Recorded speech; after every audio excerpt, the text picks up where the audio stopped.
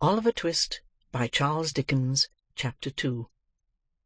Treats of Oliver Twist's growth, education, and board.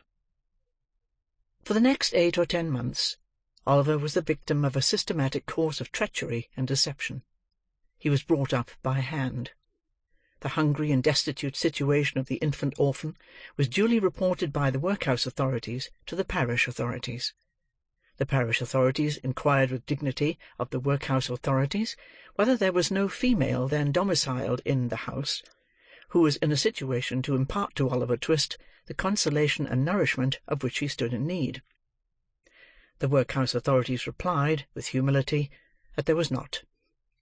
Upon this, the parish authorities magnanimously and humanely resolved that Oliver should be farmed, or, in other words, that he should be dispatched to a branch workhouse, some 3 miles off, where 20 or 30 other juvenile offenders against the poor laws rolled about the floor all day, without the inconvenience of too much food, or too much clothing, under the parental superintendence of an elderly female, who received the culprits at and for the consideration of 7 halfpenny per small head per week.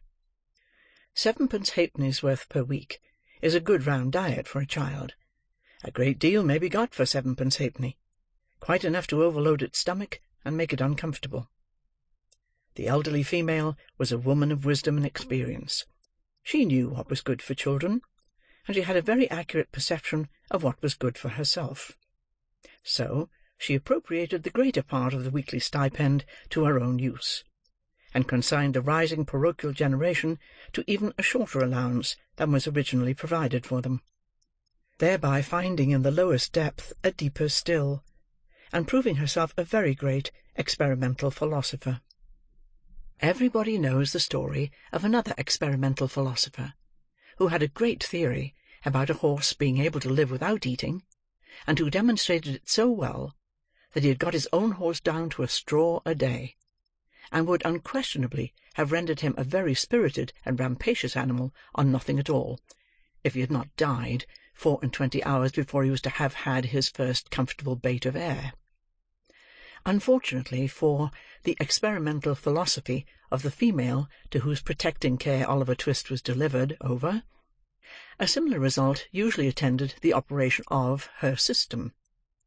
For at the very moment when the child had contrived to exist upon the smallest possible portion of the weakest possible food, it did perversely happen in 8½ cases out of 10, either that it sickened from want and cold, or fell into the fire from neglect, or got half smothered by accident; in any one of which cases, the miserable little being was usually summoned into another world, and there gathered to the fathers it had never known in this.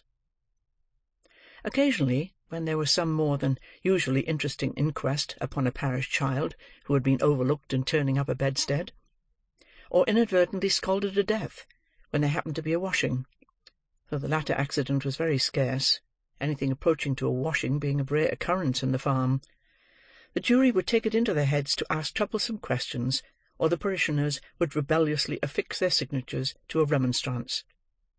But these impertinences were speedily checked by the evidence of the surgeon and the testimony of the beadle, the former of whom had always opened the body and found nothing inside, which was very probable indeed, and the latter of whom invariably swore whatever the parish wanted, which was very self-devotional. Besides, the board made periodical pilgrimages to the farm, and always sent the beadle the day before to say they were going. The children were neat and clean to behold when they went, and what more would the people have? It cannot be expected that this system of farming would produce any very extraordinary or luxuriant crop. Oliver Twist's 9th birthday found him a pale, thin child, somewhat diminutive in stature, and decidedly small in circumference. But nature or inheritance had implanted a good sturdy spirit in Oliver's breast. It had had plenty of room to expand, thanks to the spare diet of the establishment, and perhaps to this circumstance may be attributed his having any 9th birthday at all. Be this as it may, however, it was his 9th birthday, and he was keeping it in the coal-cellar with a select party of 2 other young gentlemen, who, after participating with him in a sound thrashing, had been locked up for atrociously presuming to be hungry, when Mrs. Mann, the good lady of the house, was unexpectedly startled by the apparition of Mr. Bumble, the beadle, striving to undo the wicket of the garden gate. "Goodness gracious! Is that you, Mr. Bumble, sir?" said Mrs. Mann, thrusting her head out of the window in well-affected ecstasies of joy. "Susan, take Oliver and them two brats upstairs, and wash 'em directly. Oh, my heart alive, Mr. Bumble, how glad I am to see you, surely." Now, Mr. Bumble was a fat man, and a choleric; so, instead of responding to this open-hearted salutation in a kindred spirit, he gave the little wicket a tremendous shake, and then bestowed upon it a kick which could have emanated from no leg but a beadle's. "Law, only think," said Mrs. Mann, running out, for the three boys had been removed by this time. "Only think of that! That I should have forgotten that the gate was bolted on the inside on account of them dear children. Walk in, sir, walk in, pray, Mr. Bumble, do, sir." Although this invitation was accompanied with a curtsey that might have softened the heart of a churchwarden, it by no means mollified the beadle. "Do you think this respectful or proper conduct, Mrs. Mann?" inquired Mr. Bumble, grasping his cane. "To keep the parish officers a-waiting at your garden gate, when they come here upon parochial business with the parochial orphans? Are you aware, Mrs. Mann, that you are, as I may say, a parochial delegate and a stipendiary?" "Oh, I'm sure, Mr. Bumble, that I was only a-telling one or two of the dear children as is so fond of you, that it was you a-coming," replied Mrs. Mann, with great humility. Mr. Bumble had a great idea of his oratorical powers and his importance. He had displayed the one, and vindicated the other. He relaxed. "Well, well, Mrs. Mann," he replied in a calmer tone, "it may be as you say. It may be. Lead the way in, Mrs. Mann, for I come on business, and have something to say." Mrs. Mann ushered the beadle into a small parlour with a brick floor, placed a seat for him, and officiously deposited his cocked hat and cane on the table before him. Mr. Bumble wiped from his forehead the perspiration which his walk had engendered, glanced complacently at the cocked hat, and smiled. Yes, he smiled. Beadles are but men, and Mr. Bumble smiled. "Now, don't you be offended at what I'm a-going to say," observed Mrs. Mann with captivating sweetness. "You've had a long walk, you know, or I would mention it. Now, will you take a little drop of something, Mr. Bumble?" "Not a drop, nor a drop," said Mr. Bumble, waving his right hand in a dignified but placid manner. "I think you will," said Mrs. Mann, who had noticed the tone of the refusal, and the gesture that had accompanied it. "Just a little drop, with a little cold water, and a lump of sugar." Mr. Bumble coughed. "Now, just a little drop," said Mrs. Mann persuasively. "What is it?" inquired the beadle. "Why, it's what I'm obliged to keep a little of in the house, to put into the blessed infant's daffy when they ain't well, Mr. Bumble," replied Mrs. Mann, as she opened a corner cupboard and took down a bottle and glass. "It's gin. I'll not deceive you, Mr. B. It's gin." "Do you give the children daffy, Mrs. Mann?" inquired Bumble, following with his eyes the interesting process of mixing. "Oh, bless 'em, that I do, dear as it is," replied the nurse. "I couldn't see 'em suffer before my very eyes, you know, sir." "No," said Mr. Bumble approvingly. "No, you could not. You are a humane woman, Mrs. Mann." Here she set down the glass. I shall take an early opportunity of mentioning it to the board, Mrs. Mann." He drew it towards him. "You feel as a mother, Mrs. Mann." He stirred the gin and water. I drink to your health with cheerfulness, Mrs. Mann." And he swallowed half of it. "And now about business," said the beadle, taking out a leathern pocket-book. "The child that was half baptised Oliver Twist is 9-year-old to-day." "Bless him!" interposed Mrs. Mann, inflaming her left eye with the corner of her apron. "And notwithstanding half a reward of £10, which was afterwards increased to £20. Notwithstanding the most superlative, and I may say supernatural, exertions on the part of this parish," said Bumble, "we have never been able to discover who is his father, or what was his mother's settlement, name, or condition." Mrs. Mann raised her hands in astonishment, but added, after a moment's reflection, "How comes he to have any name at all, then?" The beadle drew himself up with great pride, and said, "I inwented it." "You, Mr. Bumble?" "I, Mrs. Mann.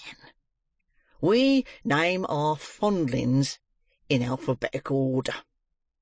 The last was a S, Swabble, I named him. This was a T, Twist, I named him. The next one comes will be Unwin, and the next Vilkins. I have got names ready-made to the end of the alphabet, and all the way through it again, when we come to Z." "Why, you're quite a literary character, sir," said Mrs. Mann. "Well, well," said the beadle, evidently gratified with the compliment. "Perhaps I may be, Mrs. Mann." He finished the gin and water, and added, "Oliver being now too old to remain here, the board have determined to have him back into the house. I have come out myself to take him there. So, let me see him at once." "I'll fetch him directly," said Mrs. Mann, leaving the room for that purpose. Oliver, having had by this time as much of the outer coat of dirt which encrusted his face and hands removed as could be scrubbed off in one washing, was led into the room by his benevolent protectress. "Make a bow to the gentleman, Oliver," said Mrs. Mann. Oliver made a bow, which was divided between the beadle on the chair and the cocked hat on the table. "Will you go along with me, Oliver?" said Mr. Bumble in a majestic voice. Oliver was about to say that he would go along with anybody with great readiness, when, glancing upward, he caught sight of Mrs. Mann, who had got behind the beadle's chair, and was shaking her fist at him with a furious countenance. He took the hint at once, for the fist had been too often impressed upon his body not to be deeply impressed upon his recollection. "Will she go with me?" inquired poor Oliver. "No, she can't," replied Mr. Bumble, "but she'll come and see you sometimes." This was no very great consolation to the child. Young as he was, however, he had sense enough to make a feint of feeling great regret at going away. It was no very difficult matter for the boy to call tears into his eyes. Hunger and recent ill-usage are great assistants if you want to cry, and Oliver cried very naturally indeed. Mrs. Mann gave him 1,000 embraces, and what Oliver wanted a great deal more, a piece of bread and butter, lest he should seem too hungry when he got to the workhouse.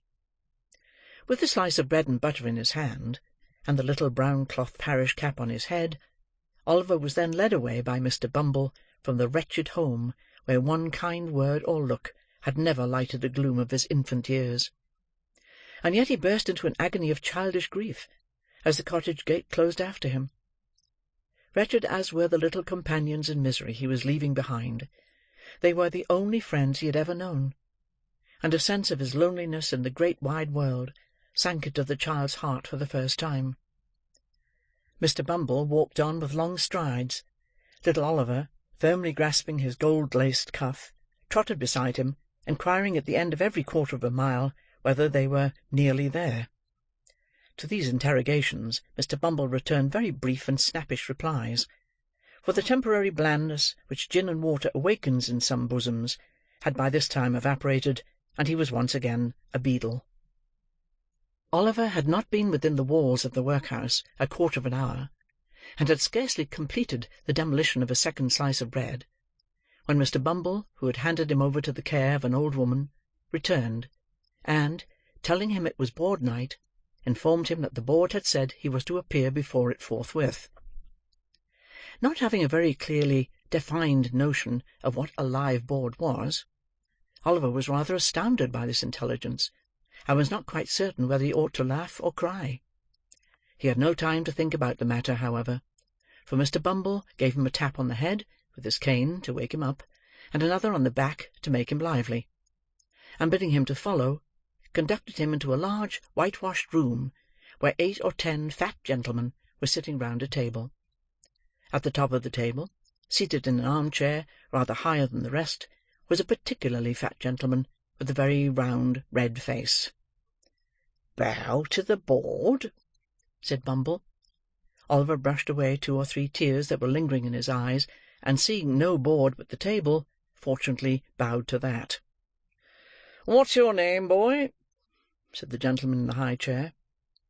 Oliver was frightened at the sight of so many gentlemen, which made him tremble, and the beadle gave him another tap behind, which made him cry. These 2 causes made him answer in a very low and hesitating voice, whereupon a gentleman in a white waistcoat said he was a fool, which was a capital way of raising his spirits and putting him quite at his ease.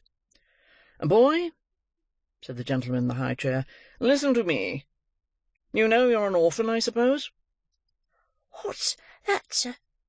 inquired poor Oliver. "The boy is a fool. I thought he was," said the gentleman in the white waistcoat. "Hush!" said the gentleman who had spoken first. "You know you've got no father or mother, and that you were brought up by the parish, don't you?" "Yes, sir," replied Oliver, weeping bitterly. "What are you crying for?" inquired the gentleman in the white waistcoat. And to be sure it was very extraordinary. What could the boy be crying for? "I hope you say your prayers every night," said another gentleman in a gruff voice, "and pray for the people who feed you and take care of you like a Christian." "Yes, sir," stammered the boy. The gentleman who spoke last was unconsciously right.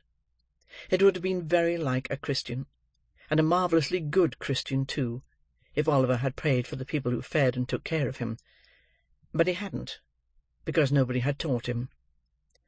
"Well, you have come here to be educated and taught a useful trade," said the red-faced gentleman in the high chair.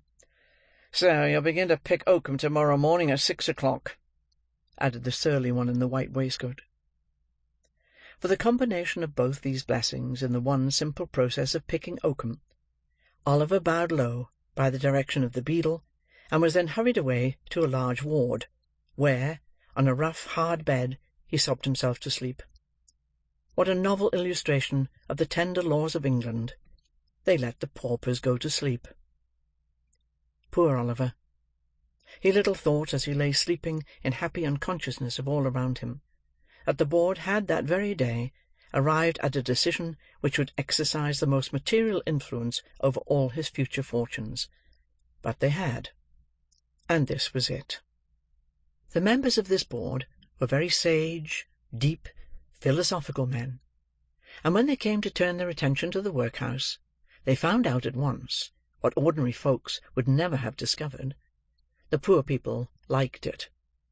It was a regular place of public entertainment for the poorer classes, a tavern where there was nothing to pay, a public breakfast, dinner, tea, and supper all the year round, a brick-and-mortar Elysium, where it was all play and no work.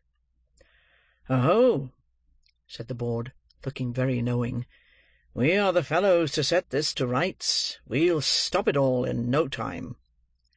So they established the rule that all poor people should have the alternative, for they would compel nobody, not they, of being starved by a gradual process in the house, or buy a quick one out of it.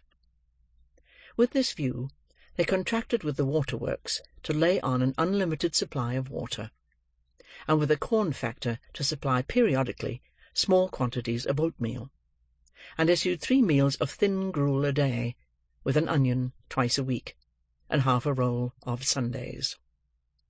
They made a great many other wise and humane regulations, having reference to the ladies, which it is not necessary to repeat. Kindly undertook to divorce poor married people, in consequence of the great expense of a suit in Doctors' Commons, and instead of compelling a man to support his family, as they had theretofore done, took his family away from him, and made him a bachelor. There is no saying how many applicants for relief, under these last 2 heads, might have started up in all classes of society, if it had not been coupled with the workhouse. But the board were long-headed men, and had provided for this difficulty. The relief was inseparable from the workhouse and the gruel, and that frightened people. For the first 6 months after Oliver Twist was removed, the system was in full operation. It was rather expensive at first, in consequence of the increase in the undertaker's bill, and the necessity of taking in the clothes of all the paupers which fluttered loosely on their wasted, shrunken forms after a week or two's gruel. But the number of workhouse inmates got thin as well as the paupers, and the board were in ecstasies. The room in which the boys were fed was a large stone hall with a copper at one end, out of which the master, dressed in an apron for the purpose, and assisted by 1 or 2 women, ladled the gruel at meal-times.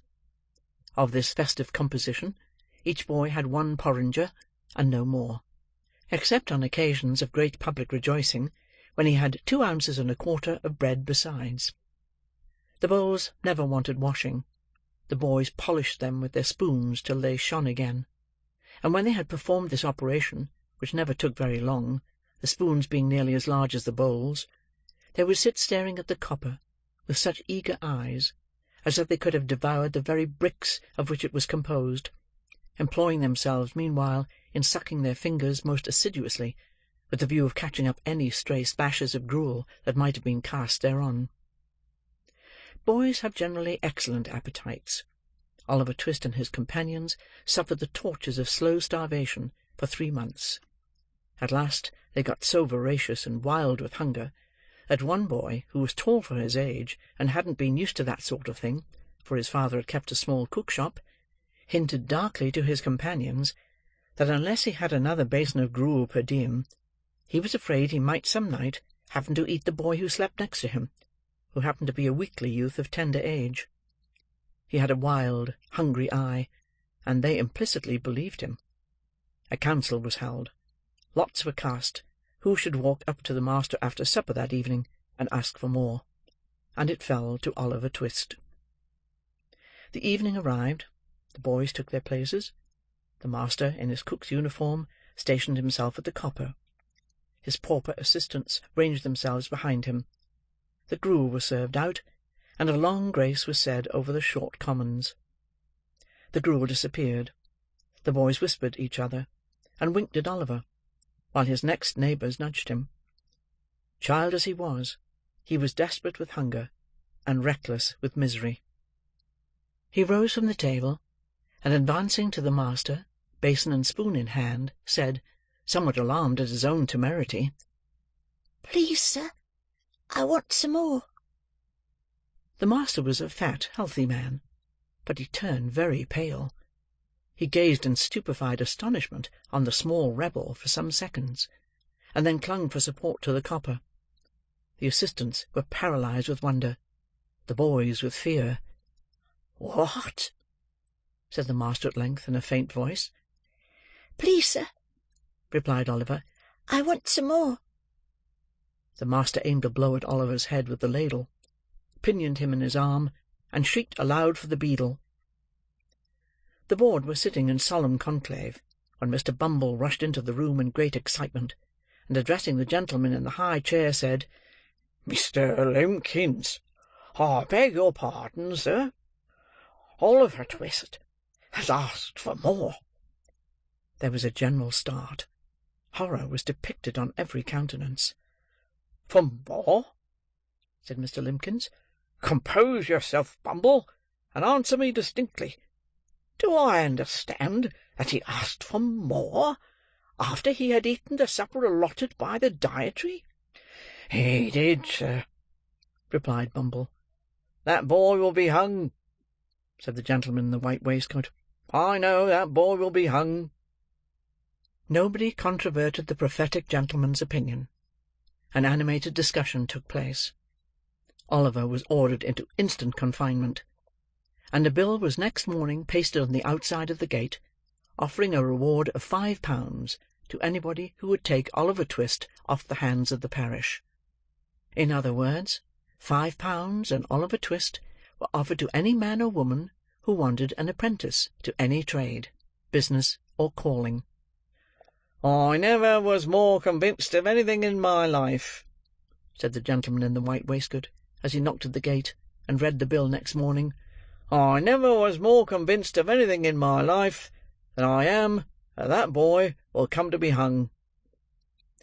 As I purpose to show in the sequel whether the white waistcoated gentleman was right or not, I should perhaps mar the interest of this narrative, supposing it to possess any at all, if I ventured to hint just yet whether the life of Oliver Twist had this violent termination or no. Chapter 2